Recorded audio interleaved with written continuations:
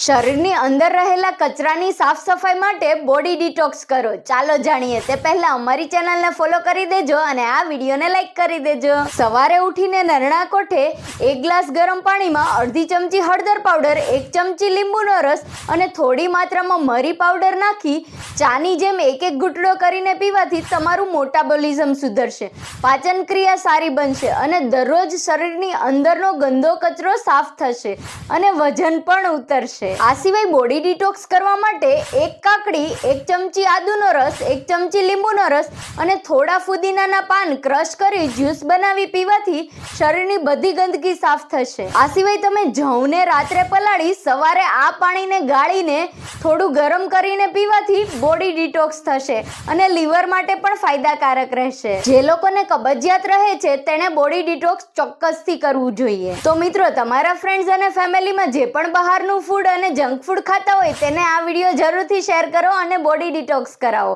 આ વિડીયો ગમ્યો હોય તો કમેન્ટ કરવાનું ભૂલશો નહીં.